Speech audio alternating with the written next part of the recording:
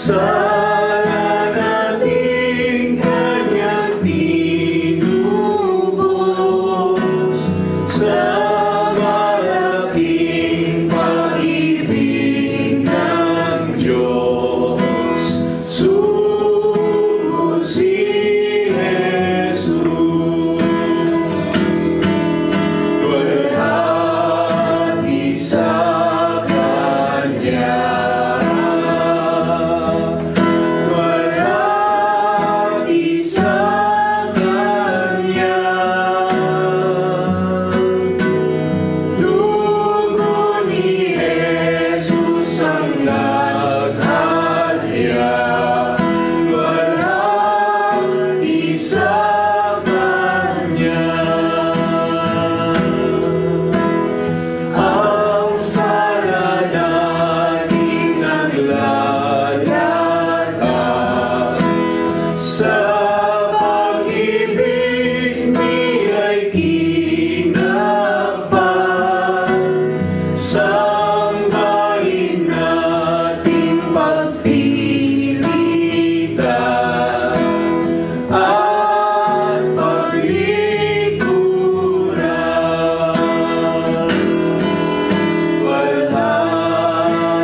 Sa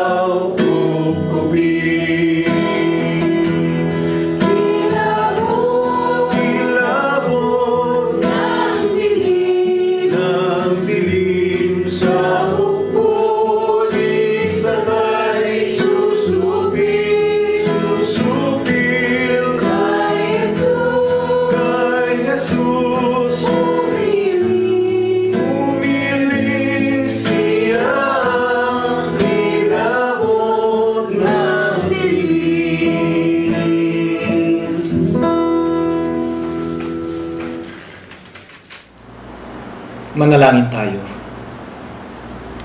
Panginoon po naming Diyos, Amang banal na dakila at lubha pong makapangyarihan sa lahat. Ama, nagtataas kami ng tinig ng mga pagpapasalamat, ng mga pagpupuri at pagdakila sa iyo pong banal na pangalan.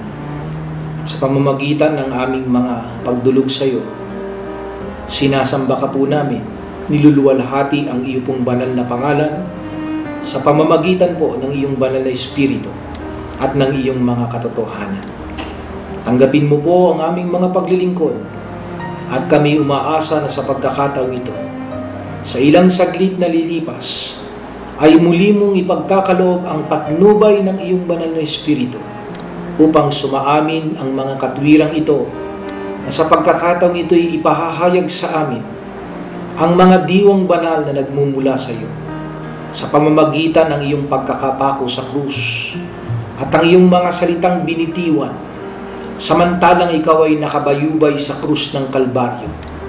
Ang mga katwirang ito'y nagtuturo sa amin ng mga kaalaman, ng mga karunungan, ng mga tagubilin upang sa pamamagitan ng mga tagubiling ito ay maunawa namin ang aming kalagayan bilang mga tao at bilang iyong mga lingkod. Sa pamamagitan din ng mga katwirang ito, lubos naming makikilala ang aming mga sarili, kung ano ang kadahilanan ng aming pagkakalika, kung ano ang hinahangad mo at pinakananasa mong makita sa buhay ng bawat isa po sa amin. Kaya't ang aming mga samot, mga dalangin, sa ilang saglit na lilipas, ihanda mo po nawa ang aming mga puso't kalooban at sa pamamagitan ng pag-aaral namin ito, lubos na makinabang kami sa biyaya ng pananampalataya at sa pamamagitan ng pag-aaral na ito, loobin mong sumagana kami sa mga karunungan at sa mga kaalaman. Pagpalain mo lamang ang iyong aliping kakasangkapanin. Pagpalain mo rin po ang buong kalaganapan ng iyong banal na iglesia na nagsasagawa ng paggunita sa pag-aalaala sa iyong mga hirap at sakit at gayon din naman ang pag-aaral sa mga pangungusap na iyong binitiwan ng ikaw ay mabayubay sa krus ng Kalbaryo. Ama naming Diyos, pakaingatan mo at patnubayan po kami sa ilang saglit na lilipas at naway maging karapat-dapat kami datapwat kung ang magiging dahilan ng hindi mo po pagdinig ay bunga ng aming mga pagkukulang at mga kasalanan. Maawa ka pong linisin ang aming mga puso at maawa ka po nawang mapatawad ang lahat ng aming nagawang mga kasalanan, ang lahat po ng mga bagay, magalang at mapitagan naming itinatagubilin at iniaalay sa pangalan ni Jesus, dakila po naming tagapagligtas. Amen.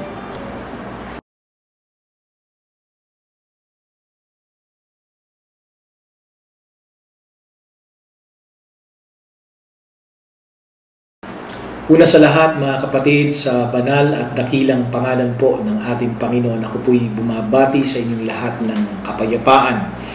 At sa pagkakataong ito ay pag-aaralan natin ang mga huling pangungusap na binitiwan ng ating Panginoong Hesukristo nang siya po ay magkatawang tao at ang lahat ng mga napasulat tungkol sa ating Panginoong Hesukristo ay kanyang ganapin at kasama rito ang kanyang pagkakapako sa krus at maging ang kanyang kamatayan sa krus at hanggang doon sa kanyang muling pagkabuhay. Alam po ninyo mga kapatid at mga kababayan na maaaring nakapanonood ng mensaheng ito, ang mga binitiwan ng ating Panginoong Jesucristo samantalang sa huling sandali ng kanyang buhay, ang lahat po ng mga binitiwan niyang mga pangungusap na ito ay nagtuturo sa atin ng napakagagandang mga aral. Maganda sapagkat lahat ng ito ay mapapakinabangan natin at nagtuturo sa atin kung paano tayo makapaglilingkod ng nararapat sa atin pong dakilang Diyos. At higit sa lahat, mapapakinabangan din natin ang mga pag-aaral na ito sa ating mga buhay upang lalong maging magaan ang ating pamumuhay bilang mga Kristiyano. At mamaya ay mapapatunayan po ninyo sa pamamagitan ng mga katwiran na ating pag-aaralan. 7 pangungusap ang pag-aaralan po natin at itong 7 pangungusap na ito ay medyo mahaba-haba po itong pag-aaral. Kaya ihanda po ninyo ang inyong mga pakikinig, ang inyong tainga, talasan ninyo upang lubos nating maunawaan at sisikapin natin na maibigay natin ang mga buod ng mga pag-aaral na ito na sa kalooban ng ating pong dakilang Diyos ay ating pag-aaralan. Alam ninyo yung 7 pangungusap na ito, hindi naman ito sunod-sunod, no? Walang nakakaalam ng tunay na pagkakasunod-sunod ng mga wikang ito. Kaya kung sabihin man nating unang wika, hindi nangangahulugan na ito po yung unang wika na ating pag-aaralan. At higit sa lahat, pag-aaralan natin ang kahalagahan kung bakit kailangan natin itong pag-aaralan. Bakit kailangan pag-aaralan natin itong huling 7 pangungusap na ito? Ano ba ang pinaka-mensahe nito sa ating mga magkakapatid at sa ating lahat bilang mga tao? Yan ang ating sama-samang pag-aaralan. Ang una nating pag-aaralan ay yung nakalagay at nakasaad sa aklat ng Lucas, kabanatang 23. Ang talata po ay 34. Ang sabi doon, Ama, patawarin mo sila sapagkat hindi nila nalalaman ang kanilang ginagawa. Alam po ninyo, ang pinakatema, ang pinakabuod ng pag-aaral na ito ay yung pagtanggap ng kapatawaran ay nanggagaling sa ating dakilang Diyos. Nang tayo'y maanib sa loob ng iglesia, no? Tinanggap natin ang kapatawaran ng ating mga pagkakasala. Sabi nga sa aklat ng Gawa, kabanatang 2, ang talata po ay 38.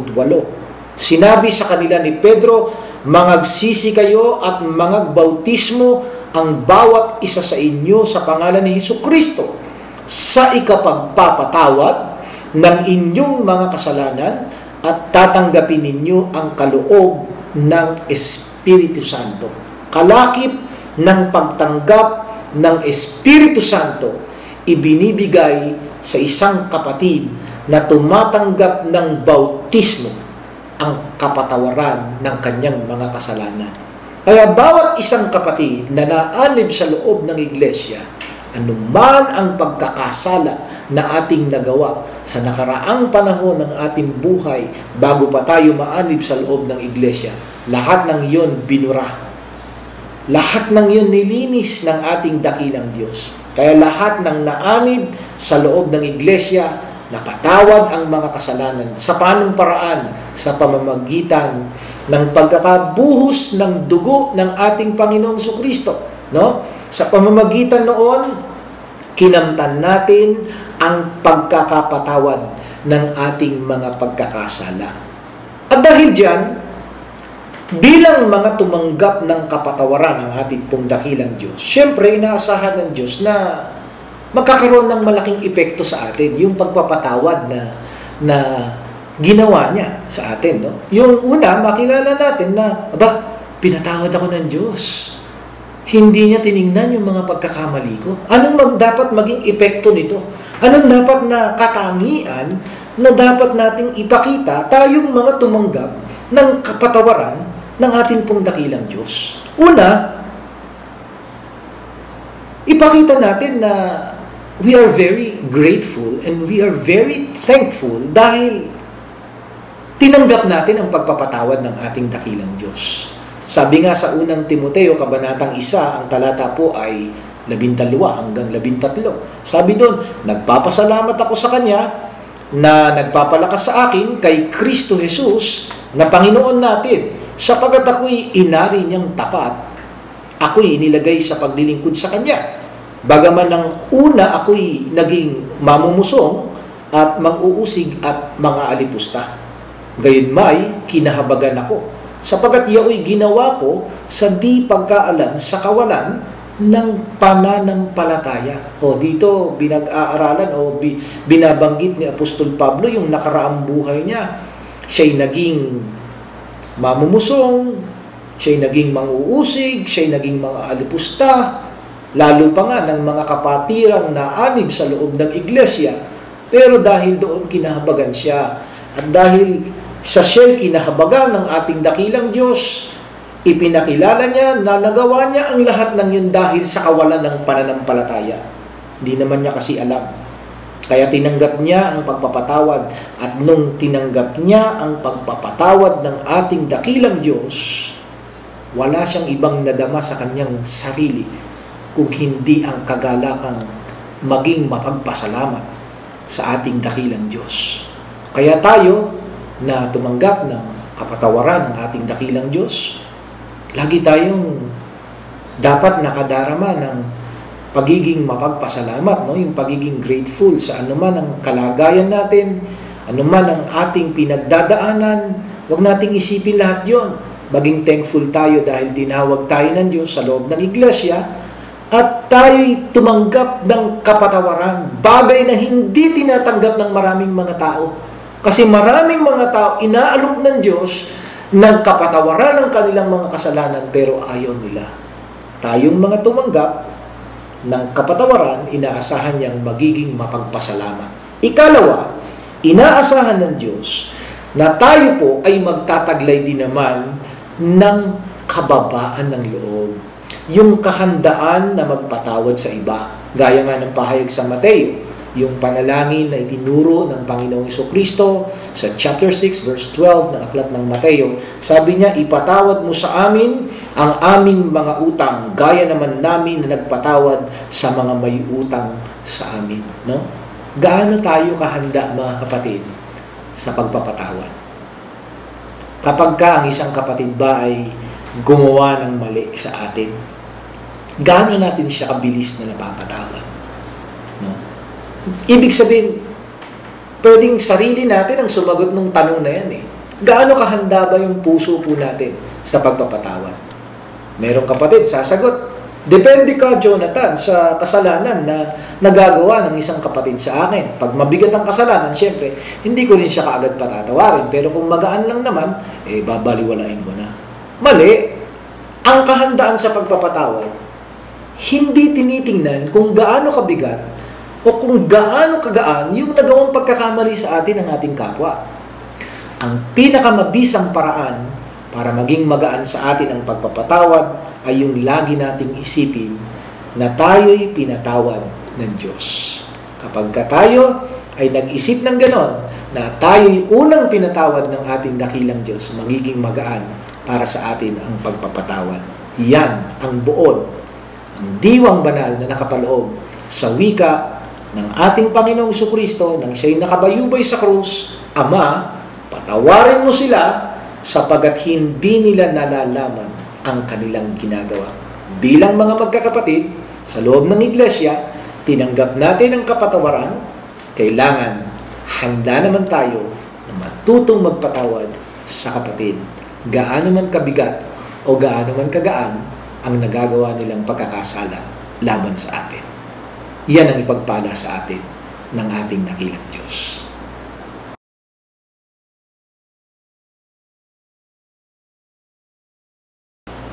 Tayo po ay magpapatuloy. Basahin natin yung susunod na wika na ating pag-aaralan at ito po ay mababasa natin at matutunghayan sa aklat pa rin ng Lucas, kabanatang 23. Ang mga talata po ay 42 hanggang 43. Ganito po ang ating mababasa.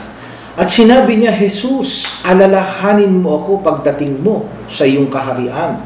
At sinabi niya sa kanya, katotohanang sinasabi ko sa iyo, ngayon ay kakasamahin kita sa paraiso.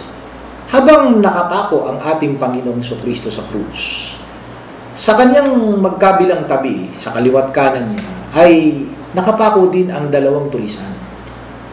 Ang isang tulisan, tinutuligsa ang ating Panginoong Jesucristo, na para bang inaasar pa siya samantalang siya'y nakapako sa krus.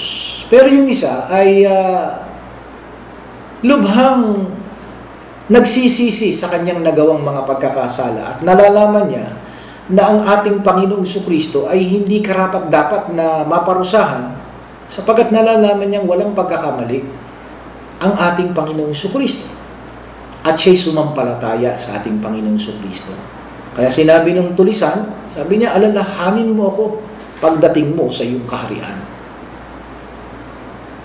Ang sagot ng Panginoong Jesucristo, ngayon ay kakasamahin kita sa paraiso. Ano ang kahulugan nito?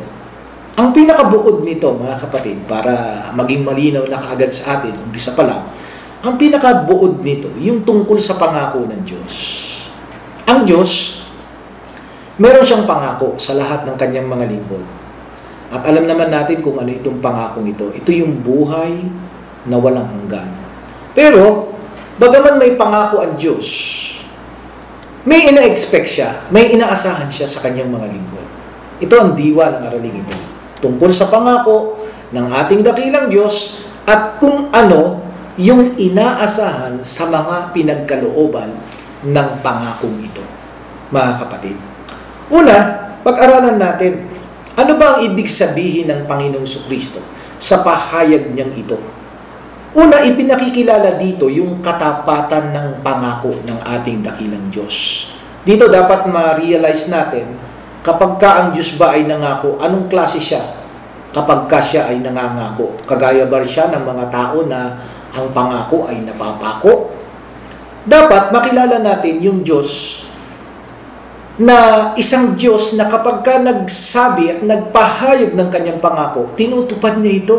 Tapat ang Diyos sa kanyang pangako. Sabi nga sa Tito, kabanatang 1, ang mga talata ay 1 hanggang 2. Si Pablo ika, na alipin ng Diyos at ng apostol ni Jesucristo, ayon sa pananampalataya ng mga hinirang ng Diyos at sa pagkaalam ng katotohanan na ayon sa kabanalan, sa pag-asa sa buhay na walang hanggan na ipinangako ng Diyos na di makapagsisinungaling buhat pa ng mga panahong walang hanggan.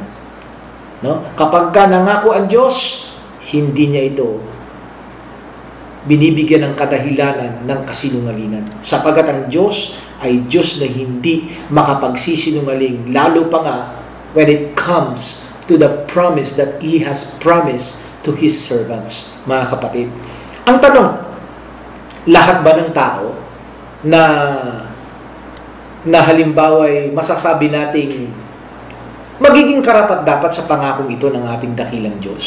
Ang sagot ng Biblia, hindi. Hindi lahat ng tao ay pwedeng magtamo ng pangako at maging karapat-dapat sa pangako. Kasi meron tayong dapat na maunawaan tungkol sa pangako. Kailangan, una, hinahangad mo yung pangako.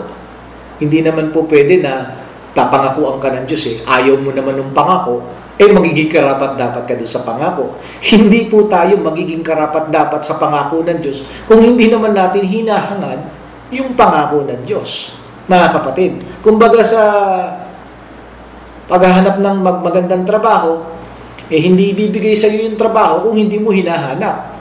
Mga kapatid, kailangan hanapin mo yung magandang trabaho. Ganun din po sa pangakong buhay na walang hanggan.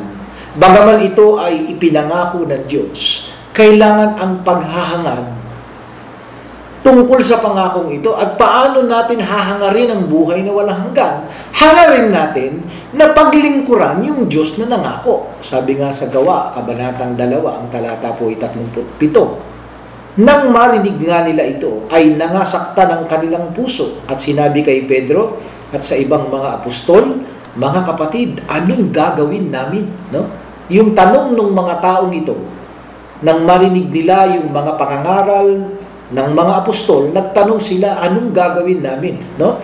Those are the words na kinakailangang makita sa atin ng Diyos. No? Ano yung gagawin ko, Diyos? Ano po ang gagawin ko? Ano po yung gusto mong gawin ko? No? Magtanong tayo sa Diyos. Yun yung paghahangad na mapaglingkuran yung Diyos na nagtataglay ng pangako. Mga kapatid, no? Kinakailangang maintindihan natin yan.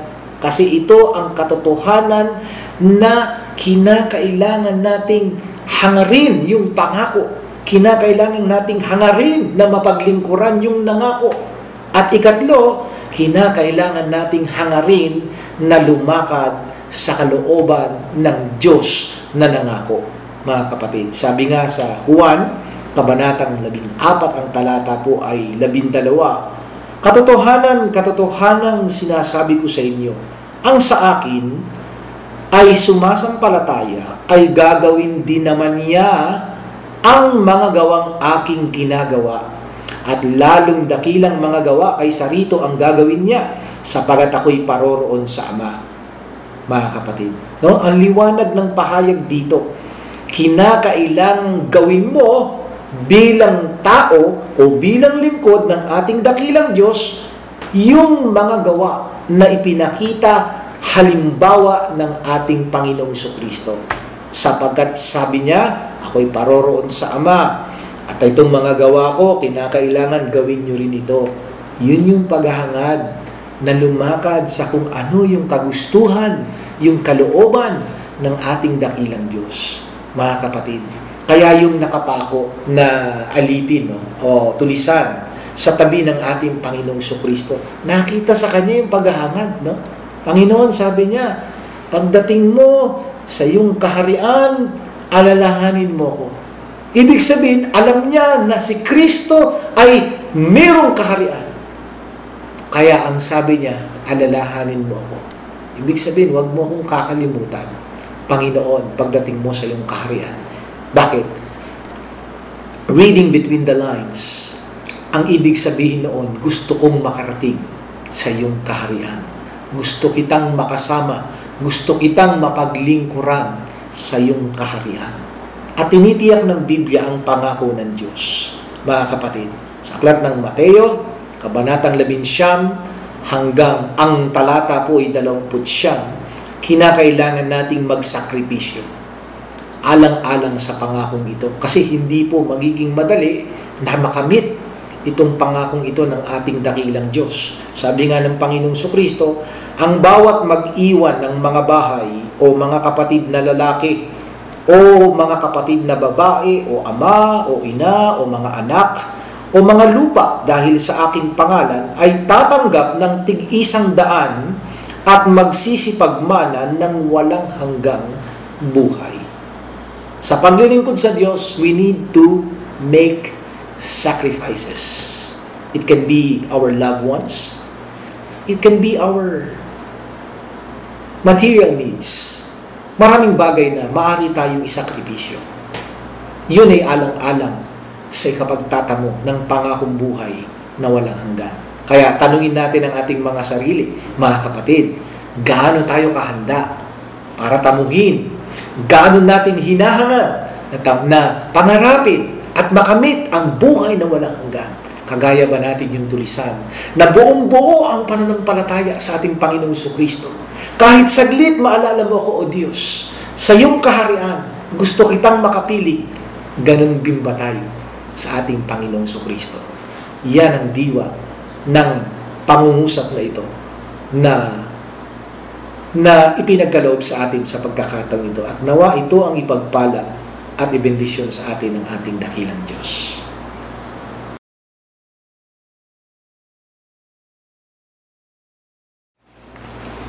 Ang susunod na wika na ating pag-aaralan ay mababasa po natin sa aklat ng Juan, kabanatang 11, ang talata po ay 26 hanggang 27. Sa mga talatang yon ay mababasa natin, pagkakita nga ni Jesus sa kanyang ina at sa nakatayong alagad na kanyang iniibig, ay sinabi niya sa kanyang ina, babae, narito ang iyong anak. Nang magkagayoy sinabi niya sa alagad, narito ang iyong ina. At buhat ng oras na yaon, ay tinanggap siya ng alagad sa kanyang sariling tahanan.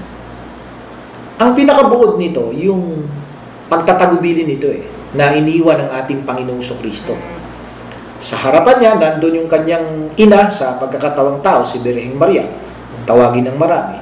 At yung kanyang alagad na pinakamalapit sa kanya, si Juan, na apostol ng ating Panginoong Jesucristo. Ano ang dapat nating maunawaan sa habiling ito ng ating pong dakilang Diyos? Doon sa babae, tandaan natin, yung babae, si Maria, no?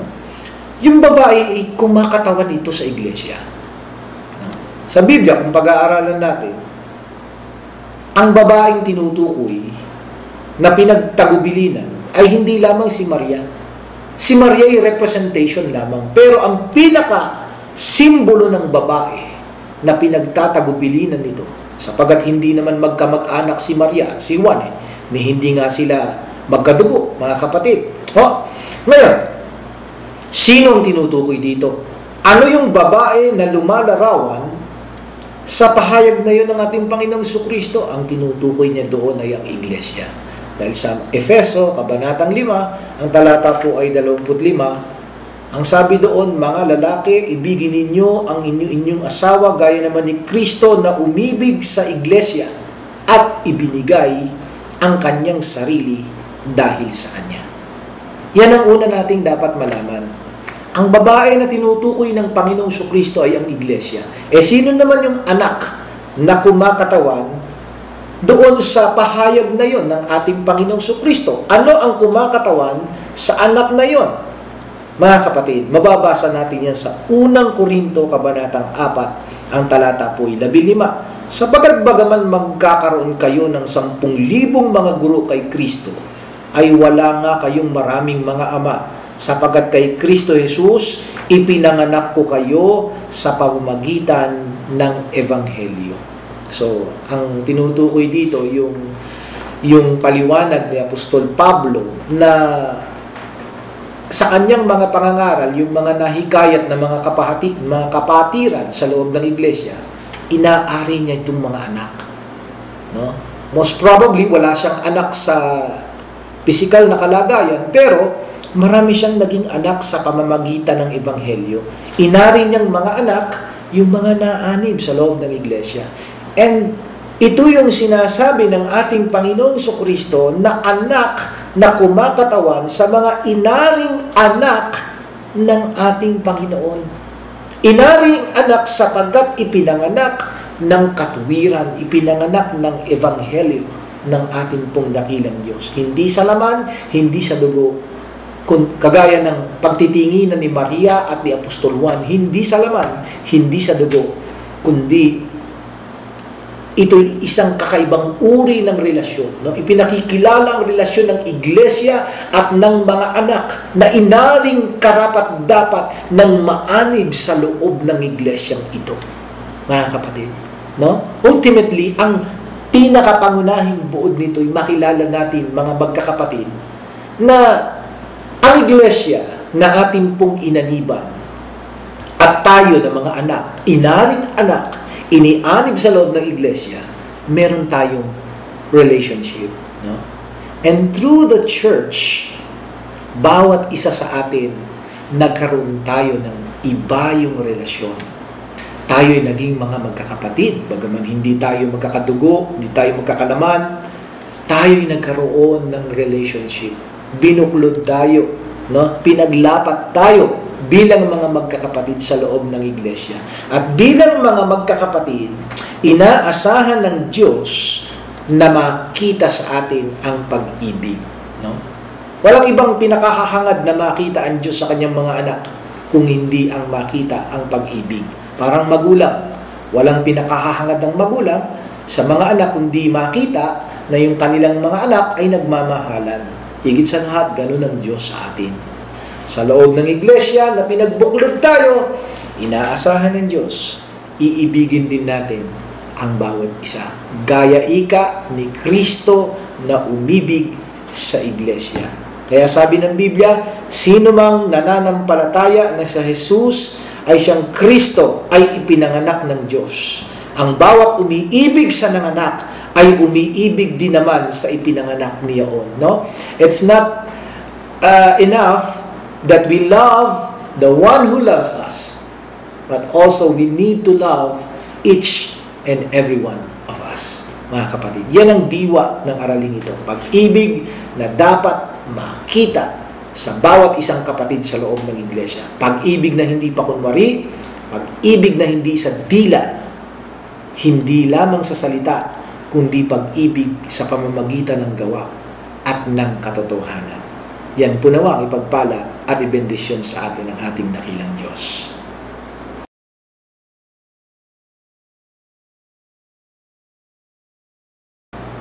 Ang susunod na wika ay mababasa natin sa aklat po ng Mateo, Kabanatang 27. Ang talata po ay 45 hanggang 46. Sabi dito, mula na ng oras na ika-6, ay nagdilim sa ibabaw ng buong sangkalupaan, hanggang sa oras na ikasyam. At nang malapit na ang oras na ikasyam, ay sumigaw si Jesus ng malakas na tinig na sinasabi, Eli, Eli lama sabachthani.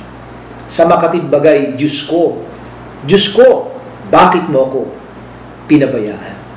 As usual, alamin na kagad natin yung mensahe, yung pinakabuod, para makilala natin kung ano ang nilalaman ng araling ito.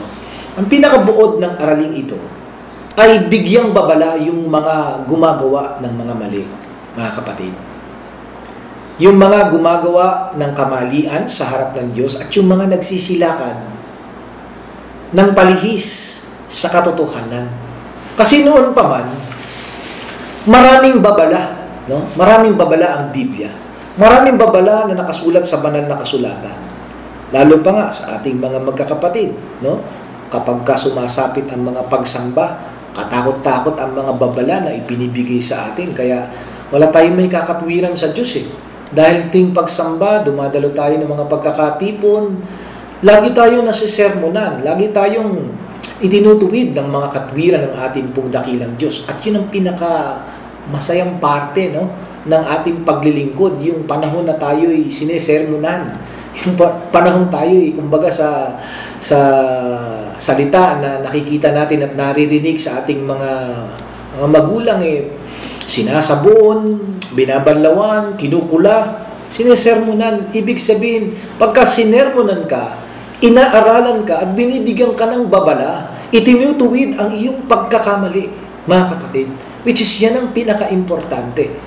Matuto tayo na tumanggap ng ating kamalian at matuto tayo na i-correct kung ano man ang mga kamali ang nagagawa natin. Bakit? Kasi may mga babala sa mga hindi nagpapahalaga sa kanilang mga tungkulin. May mga babala kapag ka ang isang kapatid ay lumilihis sa paggawa ng katotohanan, lumilihis siya doon. May mga babala. Sabi nga sa Hebreo chapter 6 verses 4 to 6. Sabi doon, tungkol sa mga minsang naliwanagan at nakalasap ng kaloob ng kalangitan at mga nakabahagi ng Espiritu Santo at nakalasap ng mabuting salita ng Diyos at ng mga kapangyarihan ng panahong darating. O tayo yan ha, tayo yung mga tinutukoy ng Biblia na mga nakaliwanag o nakalasap ng kaloob ng kalangitan at minsang naliwanagan at sa kanahiwalay sa Diyos ay di maaaring baguhin silang muli sa pagsisisi. Yamang kanilang ipinapapakong muli sa ganang kanilang sarili ang anak ng Diyos at inilalagay na muli siya sa hayag na kahihiyan. O dito tinutukoy ng Biblia na mahigpit ang babala sa mga lumilihis, sa mga gumagawa ng kasamaan. Bakit? Kasi hindi malabo na sila ay mahiwalay sa ating pong dakilang Diyos. Hindi malabo, hindi imposible na kahit gustuhin mo nilang makapanatili pa, kapag hindi nila pinahalagahan yung kanilang mga pananagutan bilang mga lingkod ng Diyos, posible silang mahiwalay. Meron ba talagang mga hindi nagpapahalaga sa tungkulin? Meron. Dami nga sa Biblia Sasabihin ba ni Apostol Pablo sa mga taga-Hebreo, yung katagang wag nating pababayaan ng pagkakatipon, halimbawa, gaya ng ugali ng iba, kundi mga aralan sa isa't isa, lalong-lalo na kung nalalaman nyo o namamalas ninyo na nalalapit na ang araw. Sasabihin ba ni Pablo yun kung walang nagpapabaya, mga kapatid? Merong mga nagpapabaya. Alam yan ng Diyos, kaya nga, nagpapaalala ang Diyos. Sa pamamagitan ng mga aral na napapakinggan natin, binibigyan tayo ng babala. At bakit ibinibigay sa atin ng babala? Para magising tayo.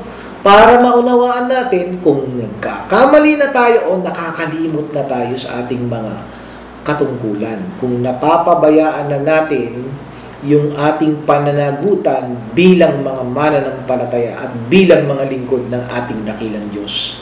Kasi, kapag ka natuto tayo magpabaya, bababayaan din tayo ng Diyos. Mga kapatid, may sumpa ang Diyos sa mga nagpapabaya.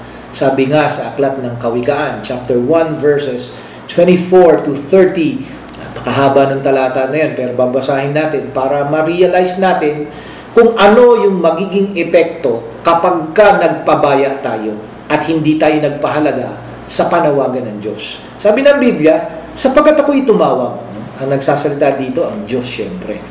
At kayo'y tumanggi. No? Nang tumawag ang Diyos, madami tumanggi. Aking iniunat ang aking kamay at walang makinig. Kundi inyong iniuwi sa wala ang buo kong payo at hindi nyo inibig ang aking saway. No? Ako naman ay tatawa sa kaarawan ng inyong kasakunaan. Ako'y manunuya pagka ang inyong takot ay dumarating. Pagka ang inyong takot ay dumarating na parang bagyo at ang inyong kasakunaan ay dumarating na parang ipo-ipo. Pagka ang hirap at hapis ay dumating sa inyo. Kung magkagayoy, tatawag sila sa akin, ngunit hindi ako sasagot. Hahanapin nila akong masikap, ngunit hindi nila ako masusumpungan, sapagkat kanilang ipinagtanim ang kaalaman at hindi pinili ang takot sa Panginoon. Ayaw sila ng aking payo, kanilang hinamak ang buo kong pagsaway. No, nakakatakot na mangyari sa atin ito, mga kapatid. Pero hindi naman ito mangyayari sa atin. Mangyayari lamang ito kung meron sa ating magpapabaya. At itong mga pinahayag na ito ng Biblia ay yung sumpa ng ating dakilang Diyos. Kaya habang binibigyan tayo ng pagkakataon, habang tayo inaaralan, napapakinggan natin ang mga sermon, ano ang dapat natin gawin, mga kapatid? Una, siyasatin natin ang ating sarili. No? We need to examine ourselves. And that is written in 2 Corinthians chapter 13 verse 5. Sabi doon, siyasatin nyo ang inyong sarili. Kung nangasa pananampalataya pa kayo, subukin ninyo ang inyong sarili. No? We need to test ourselves. We need to make sure na nasa pananampalataya pa tayo, mga kapatid. Baka mamaya wala na. No? Baka mamaya nagpapanggap na lamang tayong nagtatapat sa Diyos, yung pala hindi na. Baka mamaya nagsisikap tayo pero hindi na pala tayo nagiging makabulungan sa paningin ng ating dakilang Diyos. At yan ay bunga ng mga nagagawa nating mga mistakes, ng mga nagagawa nating pagkakasala sa paningin ng ating dakilang Diyos, mga kapatid. Kung marirealize natin yung ating mga mistakes, ang kasunod nun yung pagsisisi. Magsisi at magbunga. Yan ang importante, no? Yung tamang pagsisisi, yung ipakilala natin kung ano yung kasalanan.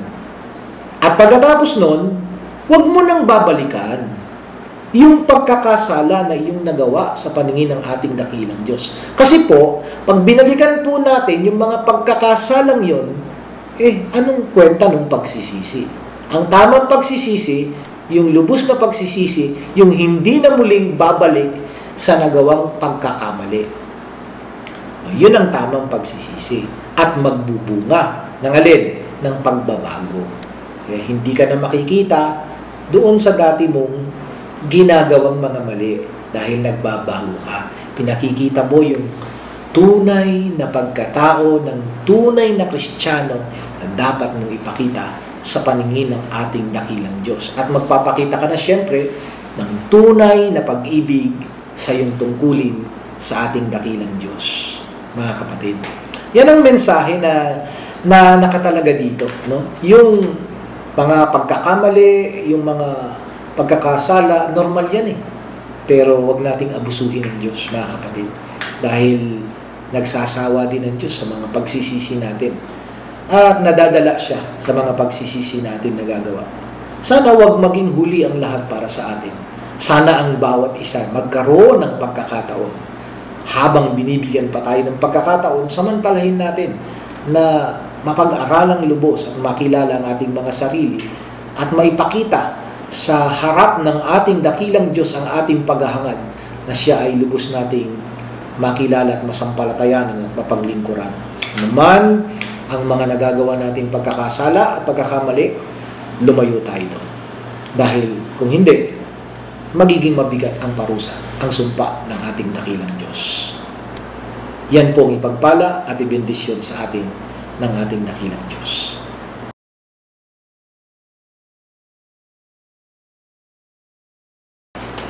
Ang susunod na wika ay mababasa natin sa Juan, Kabanatang 11, ang talata po ay 28. Ang sabi dito, pagkatapos nito, pagkaalam ni Jesus na ang lahat ng mga bagay ay naganap na, o naganap na nga, upang matupad ang kasulatan ay sinabi, nauuhaw ako. No? Maraming nagkamali sa pag-interpret ng verse na ito, mga kapatid. Pero hindi literal o physical na pagkauhaw ang ibig na ipahayag ng ating Panginoong Jesucristo dito. Dahil doon sa mga nagkamali ng interpretation, sa halip na ibigay yung makatitighaw ng tunay na kauhawan, ininsulto pa ang ating Panginoong Jesucristo. Kaya nung time na yon na siya'y nagpahayag ng siya'y nauuhaw, sa halip na ang ibigay sa kanya ay tubig na makatitighaw ng kanyang pagkauhaw, ininsulto siya dahil ang ibinigay sa kanya suka na merong abdo. No?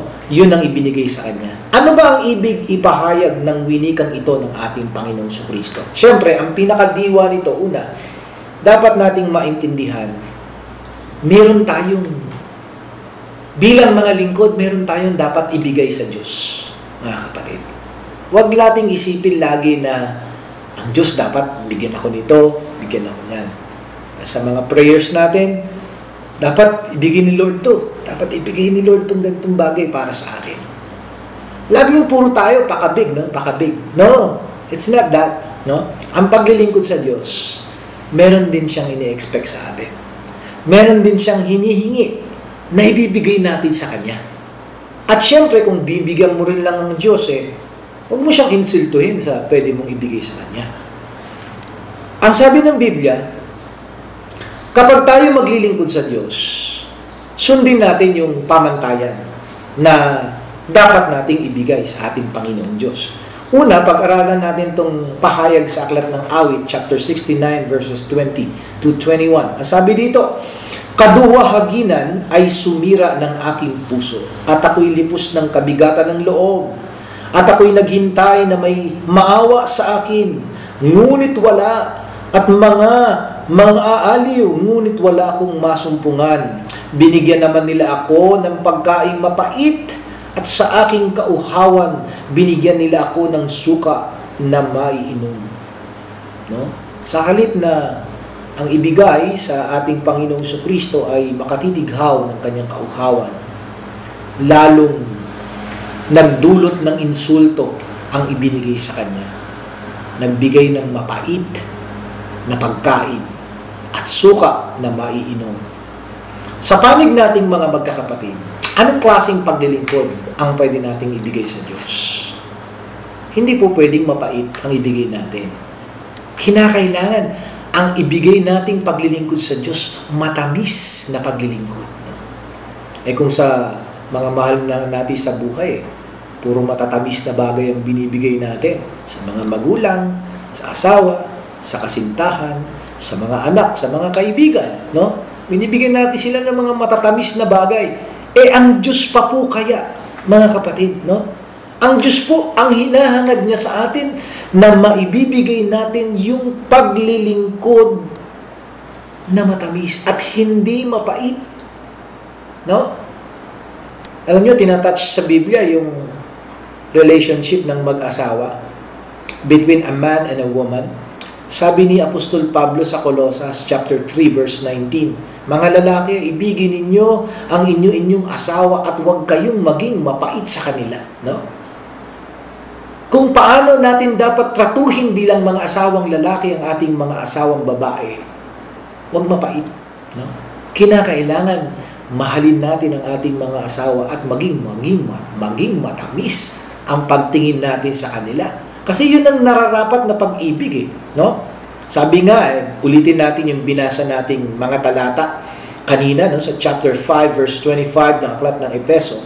Sabi doon, mga lalaki, ibigin ninyo ang inyong asawa, gaya naman ni Kristo na umibig sa iglesia at ibinigay ang kanyang sarili dahil sa kanya. No? Kailangan matamis. Ang tanong, kailan ba nagiging mapait ang maaring maibigay at maidulot ng tao sa atin pong dakilang Diyos?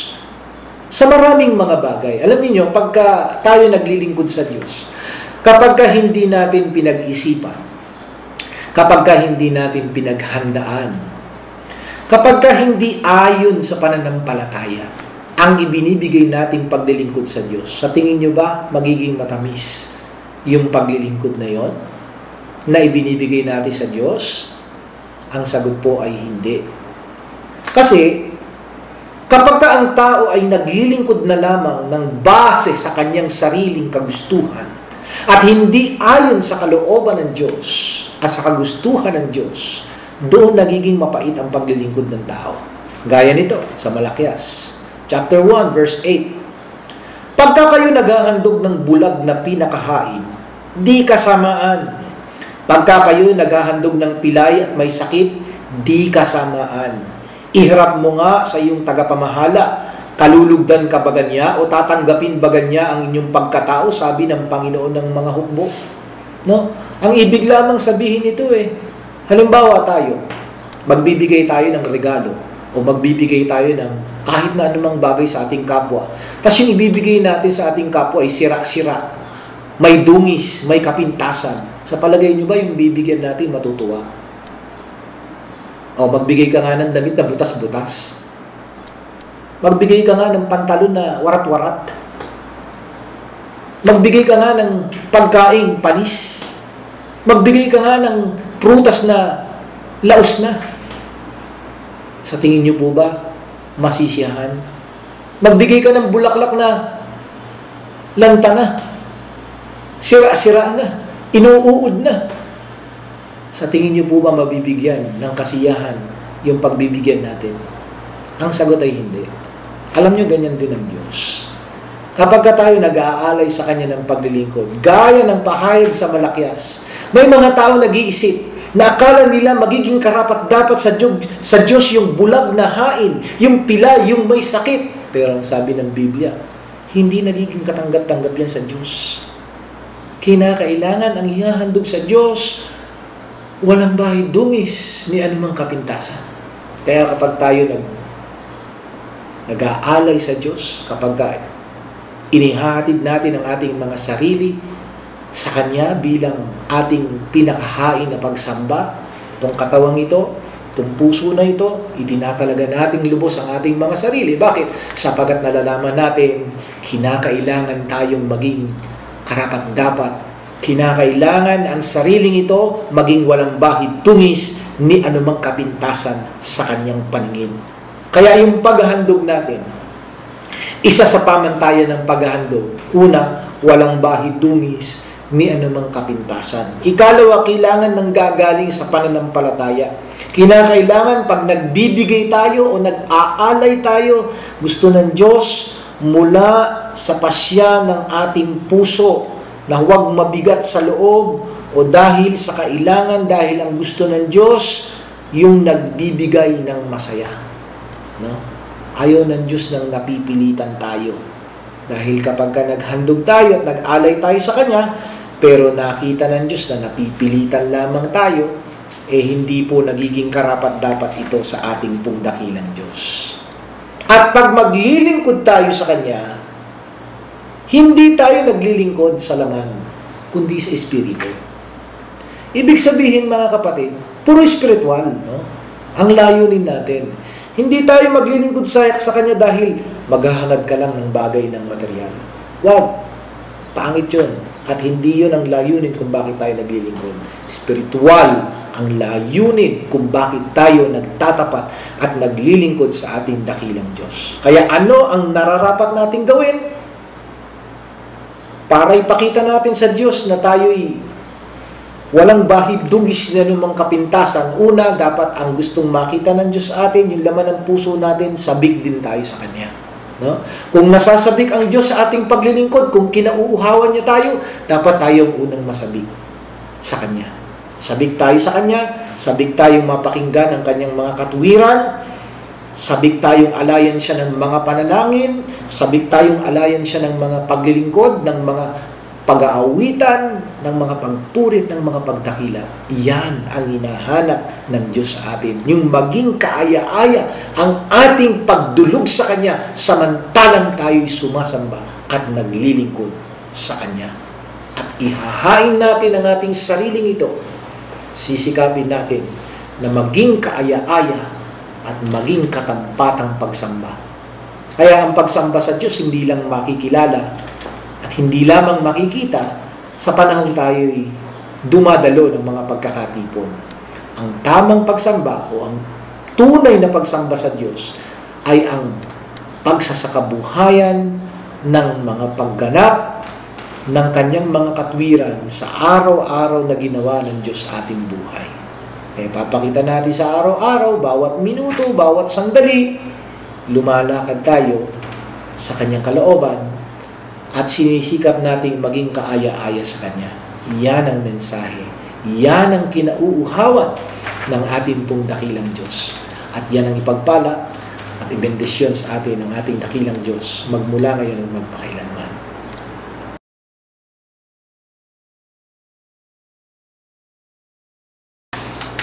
Ang susunod na wika ay mababasa naman natin sa Juan, Kabanatang 19, ang talata po ay 30. Nang matanggap nga ni Jesus ang suka, ay sinabi niya, naganap na. At iniyukayok ang kanyang ulo at nalagot ang kanyang hininga.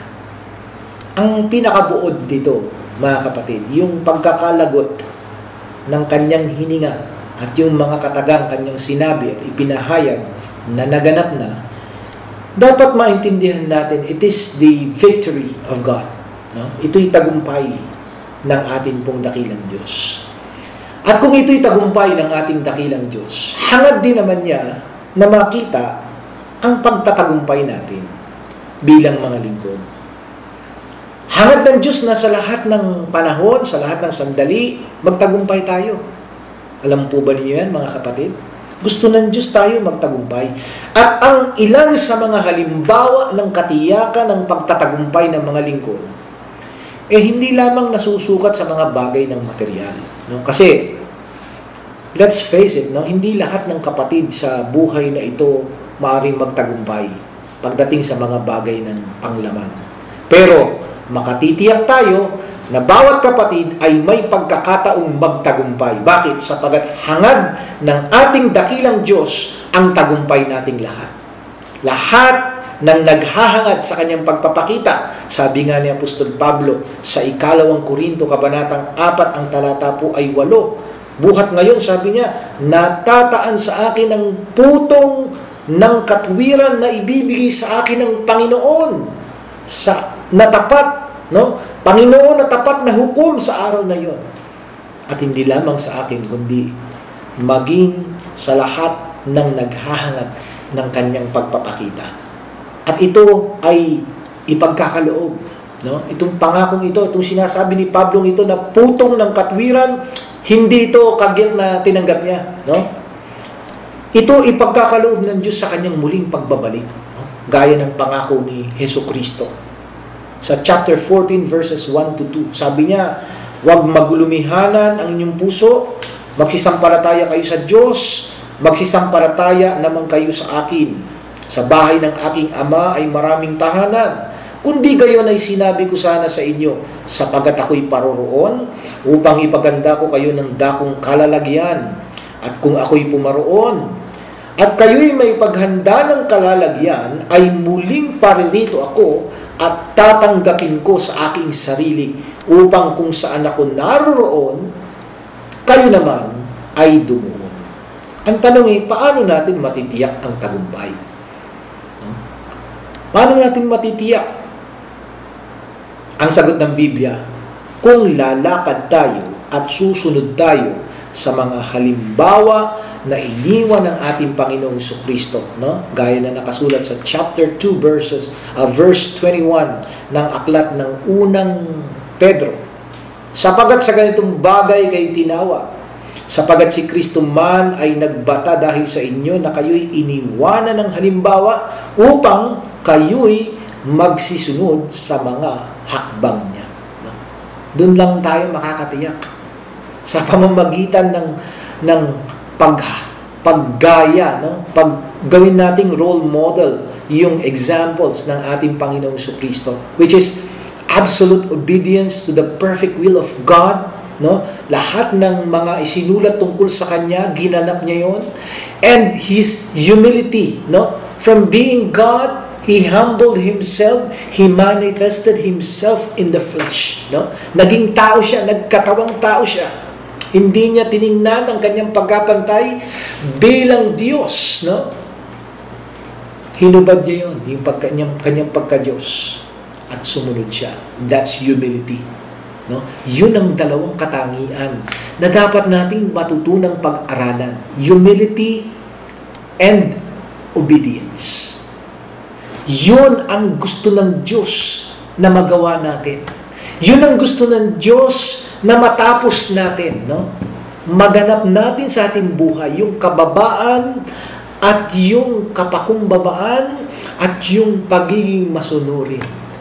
At gagawin natin yan, tatapusin natin yan, gaya ng sinabi ni Apostol Pablo, ako nakipagbaka ako ng mabuting pakikipagbaka. Natapos ko na ang aking takbo. Iningatan ko ang pananampalataya. Tatapusin natin yan. Habang tayo binibigyan ng lakas, gagawin natin yan. At matatapos lamang ang ating paglilingkod sa ating pong dakilang Diyos kapag natapos na rin ang ating buhay, mga kapatid. Kaya, ano man ang ating pinagdadaanan sa ngayon, no? Huwag tayong mawalan ng pag-asa. Sabi nga ng Panginoong Jesucristo, ang mga bagay na ito ay sinasalita ko sa inyo upang magkaroon kayo sa akin ng kapayapaan. Sa sanglibutan ito, meron kayong kabigatian. Ngunit, laksan ninyo ang loob. Dinaig ko ang sanglibutan. If God wants us to walk like what Jesus had walked, mga kapatid, binibigyan niya tayo ngayon ng lakas ng loob para magawa natin yun, mga kapatid. Binibigyan tayo ng kalakasan, hindi lamang ng loob, kung hindi ng kalakasang espiritual upang patuloy nating maganap.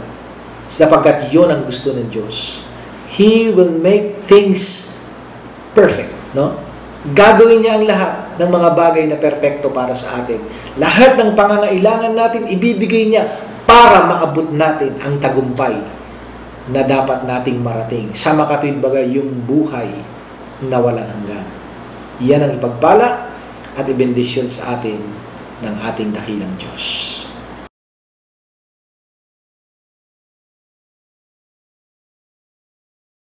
Ang pinakahuling pangungusap natin pong pag-aaralan ay mababasa natin sa Lucas, Kabanatang 23, ang talata po ay 46. Ang sabi dito, Ama, sa iyong mga kamay ipinagtatagubilin ko ang aking espiritu. Ang pinakabuod nito, yung matuto tayo bilang mga mananampalataya at bilang mga lingkod ng ating dakilang Diyos na anuman ang ating plano, anuman ang ating pasya na gagawin sa buhay natin, mga kapatid, mahalagang matutunan natin na lagi tayong magtagubilin sa buhay na ito na ibinigay sa atin at higit sa lahat sa pananampalataya na ibinigay sa atin ng ating dakilang Diyos. Alam niyo kung pag-aaralan natin, ang itinagubilin dito hindi lamang yung hininga, no, ng buhay. Yung naganap sa ating Panginoong Jesucristo nang ipahayag niya ang mga salitang ito, malapit na siyang malagutan ng hininga. Pero bago pa malagot ang kanyang hininga, itinagubilin niya ito, no, yung hininga niya. Dahil alam niya na ito'y babalik sa Diyos yung hininga, no? Itong buhay natin, sa sanglibutang ito, hiram lang natin to sa Diyos, no? Yung espiritu, ibinigay niya sa atin. Espiritu o hininga ng buhay, ibinigay niya ito sa atin. At sa takdang panahon, kukunin din ito ng ating dakilang Diyos. Ang pinaka-importante, malaman natin na yung pinakamalalim na mensahe na maaring mapulot natin at matunghayan sa Biblia ay yung ginawang pagtatagubilin ni Esteban, na siya, bago malagutan ang kanyang hininga, ang sabi niya, ipinagtatagubilin ko, tanggapin mo ika ang aking espiritu, Panginoon. Dahil alam niya, mamamatay siya. Ano ang kahalagahan nito? Bakit kailangang itagubilin natin ang ating espiritu? Una, alam natin na dalawang klase ng espiritu ang ibinigay sa atin ng Diyos. Una, yung espiritu, yung hininga ng buhay, na babalik sa Diyos kapag ka namatay tayo. Pangalawa, yung espiritong ibinigay sa atin nang tayo'y kanyang ariing mga anak. Nang tayo'y sumampalataya at tumanggap ng bautismo. Mga kapatid, bilang katunayan, basahin natin sa chapter 8 verses 14 to 16 ng aklat po ng Roma. Sabi doon, sapagkat ang lahat ng mga pinapatnubayan ng Espiritu ng Diyos ay sila ang mga anak ng Diyos. Sapagkat hindi ninyo muling tinanggap ang Espiritu ng pagkaalipin sa ikatatakot, datapwa tinanggap ninyo ang Espiritu ng pagkukupkop, na dahil dito'y sumisigaw tayo, Aba, Ama. Ang Espiritu rin ang nagpapatotoo kasama ng ating Espiritu na tayo'y mga anak ng Diyos. May Espiritu na ibinigay sa atin na nagpapakilalang tayo ay kanyang tunay na mga anak. At bilang kanyang mga anak, may inaasahan siya sa bawat isa sa atin. Alin yun? Una, yung Espiritu na ibinigay sa atin, lakaran natin yun. Sa panong paraan? Galatia, chapter 5, verse 25. Kung tayo'y nangabubuhay sa pamamagitan ng Espiritu, ay mangagsilakad naman tayo ayon sa Espiritu. No? Kinakailangan yung buhay natin at pamumuhay natin umaayon doon sa ipinagkaloob sa ating espiritu. Hindi dapat pahilis, no? O pa-opposite ng direction yung paglakad natin. Binigyan tayo ng Holy Spirit, therefore, we need to be holy through that Spirit. Mga kapatid, magbubunga tayo ng mabuting bunga ng Espiritu, gaya ng pahayag sa Galatia, chapter 5, verses 22 to 23. Datapwat, ang sabi doon, some of the examples of the fruits of the Spirit, ang bunga ng Espiritu ay pag-ibig, no? Katuwaan, kapayapaan. No? Pag-ibig as in, pag-aaralan mong umibig hindi lamang sa iyong sarili, kundi maging sa iyong kapwa. Maging sa mga kaaway, pag-ibig na handa ka magpatawad, katuwaan sa pagganap ng tungkulin, katuwaan sa kapatid, sa pagtanggap, katuwaan sa lahat ng mga bagay. Hindi lamang matutuwa tayo kapag tayo nakatatanggap ng mga biyaya at pagpapala, kundi matuwa tayo sapagkat tayo sinusubok, sapagkat sa pagsubok dumadaan at tumitibay ang ating pananampalataya. Kapayapaan na anuman ang maranasan natin, andun pa rin, payapa pa rin ang ating puso't kalooban. Pagpapahinuhod, na sa paraan ng pagpapakita ng pagpapahinuhod, ipinakikita natin na nandoon ang ating buong pusong pagtitimpi. No? Kahit gaano kasama ang nangyayari sa atin, kahit gaano kasama ang ipinakikita sa atin, pinakikita natin ang buong pusong pagpapahinuhod. Kagandahang loob, no? Hindi lamang mabait ka dahil mabait sa iyo ang kapwa mo. Hindi lamang mabait ka dahil may pinakikinabangan ka sa iyong kapwa, kundi taglay mo ang tunay na kagandahang loob. Dahil yun ang bunga, yun ang udyok sa iyo ng iyong espiritu, ng Espiritu Santo na ipinagkaloob sa iyo. Kaya taglay mo ang kabutihan, ang pagtatapat, kaamuan, pagpipigil, at lahat ng mga mabubuting bagay na maaari pang taglayin bilang bunga ng Espiritu.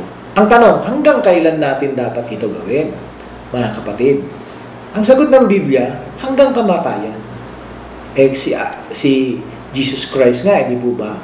Siya'y naging masunurin hanggang sa kamatayan. Oo, sa kamatayan sa krus. Hindi maaaring ang pagsunod natin hanggang 5 buwan lang, hanggang 20 years lang, o hanggang 25 years lang. Kinakailangan habang tayo nabubuhay, mga kapatid, para mag-asawa yan no? Ang pagmamahal sa asawa, habang nabubuhay ang asawa. Meron ng iba, kahit patay na yung asawa, mahal pa rin nila ang kanilang mga asawa, mga kapatid. Pero andun pa rin yung sense na habang buhay pa yung isa, mahal niya pa rin yung asawa niya, mga kapatid. Ganun din po tayo sa paglilingkod sa Diyos. Habang taglay natin ang buhay, habang taglay natin ang lakas, ipakita natin ang pagmamahal, ang bunga ng paglakad sa Espiritu. Dahil iniwanan tayo ng halimbawa, at lahat ng ito na pinagdaanan ng ating Panginoong Kristo, lahat ng ito ay halimbawang iniwan sa atin upang matiyak natin ang ating pagtatagumpay. Kaya itong mga 7 pangungusap na ito, mga kapatid, na pinag-aralan natin, napansin ninyo, lahat ng ito, mga halimbawang iniwan sa atin, mga pagtatagubiling punong-puno ng mga aral na isakatuparan lamang natin tinitiyak ng Biblia. Makatitiyak tayo sa tagumpay na inaasam natin at makakamit natin ang pangakong buhay na walang hanggan.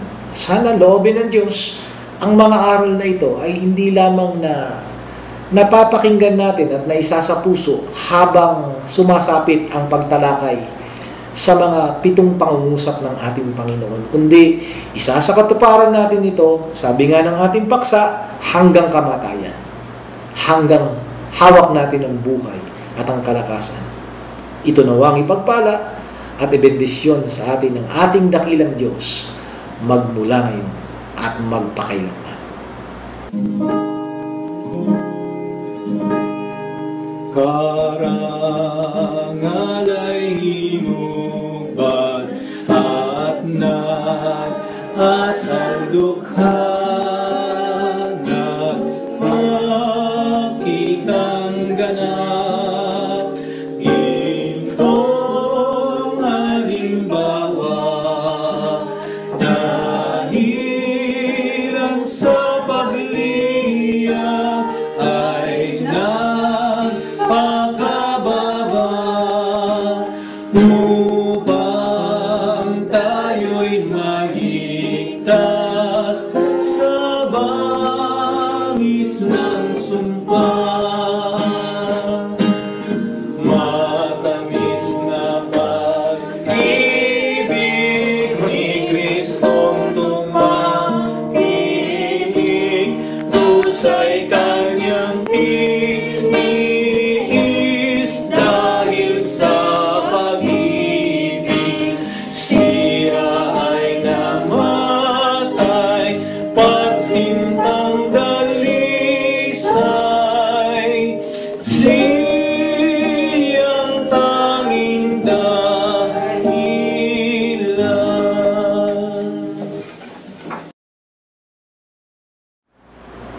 Manalangin tayo. Panginoon po naming Diyos, maraming salamat sa iyong kagandahang loob at sa iyong pag-ibig sa amin. Matapos naming pagsalusaluhang muli ang iyong mga katuwiran at muling mapag-aralan ang mga pangungusap na iyong binitiwan sa krus. Ang dalangin namin, Panginoon, sa maraming mga biyayang ito na aming napakinggan, sa mga mensahe na ipinagkaloob mo po sa amin, loobin mo po sanang magtumimo ito ng malalim sa aming mga puso't kalooban at maging daan upang patuloy na kami mapaalalahanan at maituwid ang aming mga maling haka at bigyan kami ng babala kung kami man ay nagkukulang at nagkakasala at mailihis namin ang aming mga paa sa ikapapahamak. Kung hindi, patuloy kaming makalakad ng naaayon sa iyong kalooban at kung iyong mamarapatin, Panginoon, maging daan ito upang Patuloy kaming maging karapat-dapat sa ipinapangako mo pong buhay na walang hanggan.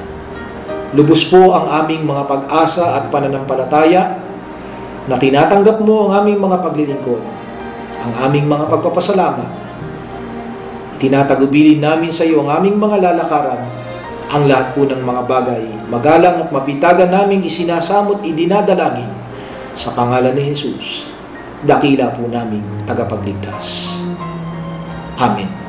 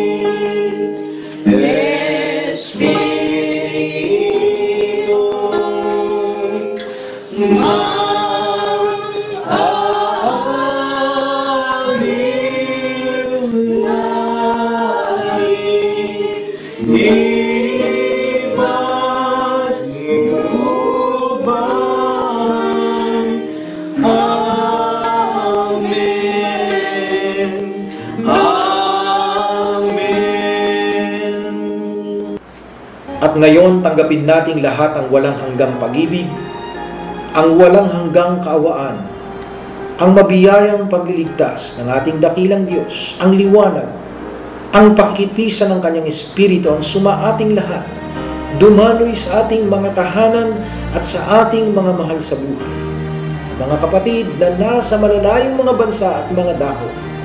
Silang nagtataglay ng mabibigat na mga karamdaman at pasanin ng buhay, ipagpala sa buong kalaganapan ng Iglesia ng Diyos kay Kristo Jesus, magmula ngayon at magpakailanman. Sumaatin ang kapayapaan ng Diyos. Ako kay Jesus sa aking kahinaan, si Jesus ang pag-asa at tigulan. Wala nang ibang alam dapat tayong pagsaligan. Diyos Cristo, Jesus, tunay na tunay. Ako'y hawak kay Jesus at sinalaban. Ako'y hawak kay Jesus hanggang kamatayan. Ako'y hawak kay Jesus, hindi iwalay. Ang kamay ni Jesus sa alalay. Ako kay Jesus sa hawak sa kahinaan. Ang aking kaluluwa'y nabuhay. Si Jesus lamang tunay na tunay. May salita nga hindi ka bubuhay. Ako'y hawak kay Jesus at sinalaban. Ako'y hawak kay Jesus hanggang kamatayan. Ako'y hawak kay Jesus, hindi iwalay. Ang kamay ni Jesus sa alalay. Ako kay Jesus sa hawak sa kanyang ilaw, hindi lalakad sa dilim ng buhay. Ang kay Jesus na salita, Espiritu at buhay. Si Jesus, si Jesus, siya nasaan. Ako'y hawak kay Jesus at sinalaban. Ako'y hawak kay Jesus hanggang kamatayan. Ako'y hawak kay Jesus, hindi iwalay.